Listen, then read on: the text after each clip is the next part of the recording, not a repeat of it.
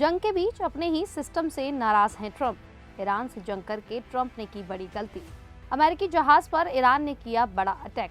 Trump के project freedom को Iran की दो टूक। भारत के 5 राज्यों में बदलने वाली है सरकार। चीन की चेतावनी पर झुका पाकिस्तान। नमस्कार, मेरा नाम है शालिनी और आप देख रहे हैं द न्यूज़ 50। स्वागत है आपका हमारे खास प्रोग्राम दुनिया के हालचाल में। चलिए नजर डालते हैं इन बड़ी खबरों पर विस्तार से। अमेरिकी राष्ट्रपति डोनाल्ड ट्रंप को इन दिनों अपने ही प्रशासन से नाराज बताया जा रहा है। मीडिया रिपोर्ट्स के मुताबिक वे अपने मंत्रियों और अधिकारियों के काम से खुश नहीं हैं। हाल के महीनों में उन्होंने क्रिस्टी नोएम, पाम बोंडी और लोरी शावेज ड्रेमर को उनके पद से हटा दिया। इन पर खराब काम, विवाद और सही फैसले न लेने के आरोप लगे थे। अंदरूनी सूत्रों का कहना है कि ट्रंप को लगता है कि उनकी टीम उनकी नीतियों को ठीक से लागू नहीं कर रही है। इसी वजह से वे काफी नाराज और निराश हैं। रिपोर्ट्स के अनुसार ट्रंप को आने वाले मिड टर्म चुनावों की भी चिंता है। उनके कुछ समर्थकों का कहना है कि उन्होंने नो न्यू वॉर्स जैसे वादे पूरे नहीं किए, जिससे उनका समर्थक वर्ग भी नाराज है। वहीं ट्रंप का कहना है कि गलती उनके अधिकारियों की है, जो सही तरीके से काम नहीं कर रहे। व्हाइट हाउस में लगातार बदलाव और लोगों की छटनी हो रही है, जिससे माहौल तनावपूर्ण बना हुआ है। माना जा रहा है कि आने वाले दिनों में और बड़े फैसले और बदलाव देखने को मिल सकते हैं। वहीं डोनाल्ड ट्रंप की लोकप्रियता अमेरिका में कम होती नजर आ रही है। एक नए सर्वे के अनुसार उनकी स्वीकृति रेटिंग घटकर 37% रह गई।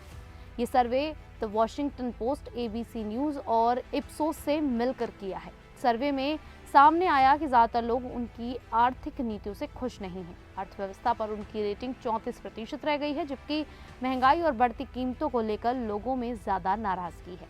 ईंधन की कीमतें बढ़ने और ईरान के साथ तनाव ने भी उनकी छवि को नुकसान पहुंचाया है। करीब 66% लोगों ने ईरान के मुद्दे पर उनके फैसले का विरोध किया। हालांकि इमिग्रेशन के मुद्दे पर उन्हें थोड़ी बेहतर प्रतिक्रिया मिली है। अमेरिका मैक्सिको सीमा पर उनकी नीतियों को 45% लोगों ने समर्थन दिया, लेकिन 54% लोग इसके खिलाफ हैं। सर्वे में ये भी सामने आया कि कई अमेरिकी किसी भी राजनीतिक पार्टी पर भरोसा नहीं कर रहे हैं। फिर भी रिपब्लिकन समर्थकों के बीच ट्रंप की पकड़ मजबूत बनी हुई है, जहां उन्हें लगभग 85% समर्थन मिल रहा है। वहीं फार्स न्यूज एजेंसी की एक रिपोर्ट में दावा किया गया है कि ईरान की नौसेना ने स्ट्रेट ऑफ हॉर्मुज के पास एक अमेरिकी युद्धपोत पर मिसाइल दागी। ये घटना जस्क द्वीप के पास बताई गई है। रिपोर्ट्स के मुताबिक अमेरिकी जहाज को पहले चेतावनी दी गई थी, लेकिन उसने बात नहीं मानी, जिसके बाद हमला किया गया। ईरान का कहना है कि मिसाइल लगने के बाद अमेरिकी जहाज को पीछे हटना पड़ा। हालांकि अमेरिका ने इस दावे को पूरी तरह से खारिज कर दिया है। अमेरिकी अधिकारियों के अनुसार ऐसा कोई हमला नहीं हुआ है। ये खबर ऐसे समय सामने आई है जब ईरान और अमेरिका के बीच तनाव पहले से ही बढ़ा हुआ है। हाल ही में डोनाल्ड ट्रंप ने प्रोजेक्ट फ्रीडम नाम का अभियान शुरू करने की बात कही थी, जिसका मकसद जहाजों की सुरक्षा है। हॉर्मुज स्ट्रेट दुनिया का बहुत अहम समुद्री रास्ता है, जहां से काफी तेल गुजरता है। अगर यहाँ कोई बड़ा टकराव होता है तो इसका असर पूरी दुनिया पर पड़ सकता है।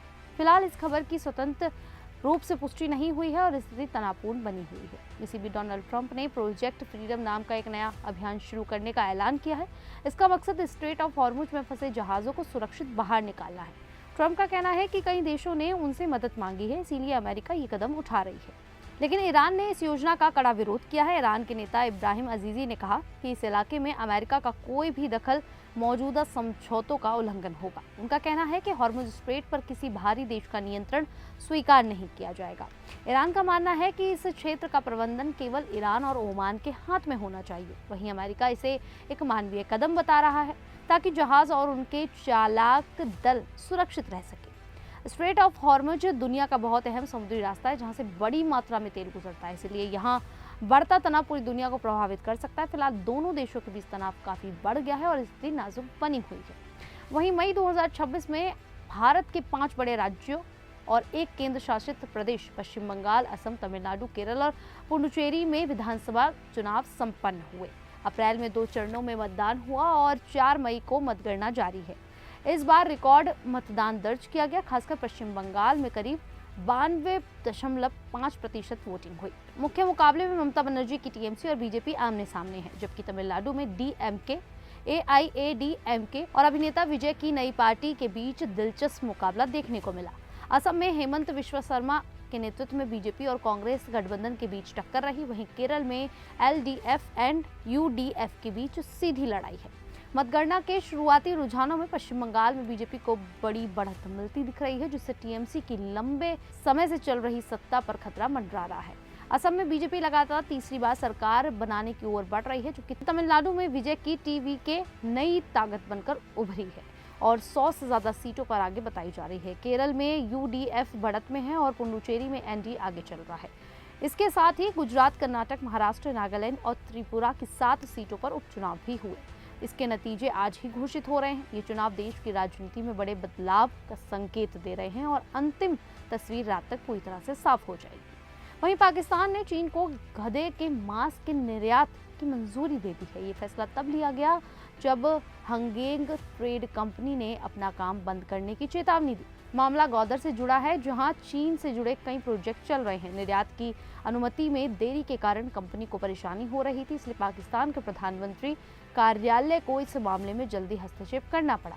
ये फैसला ऐसे समय पर आया है जब प्रधानमंत्री शहबाज शरीफ की चीन यात्रा की तैयारी चल रही है। ये कंपनी गधे के मांस और चमड़े का निर्यात करती है, जिसका इस्तेमाल चीन में एक पारंपरिक दवा बनाने में होता है। ये दवा खून बढ़ाने और त्वचा से जुड़ी समस्याओं के इलाज के लिए इस्तेमाल की जाती है। पाकिस्तान हर साल लगभग 2.16 लाख गधों का निर्यात करता है, जिससे करीब 30 करोड़ डॉलर की कमाई होती है। इस फैसले से व्यापार को बढ़ावा मिलने की उम्मीद है, लेकिन इससे नौकरशाही की धीमी प्रक्रिया पर भी सवाल उठे हैं। खैर, पाकिस्तान के इस फैसले को लेकर आप लोगों की क्या राय है, आप हमें कमेंट करके जरूर बताइएगा। अभी के लिए इतना ही, फिर हाजिर होंगे ऐसी ही देश और दुनिया से जुड़ी बड़ी खबरों के साथ।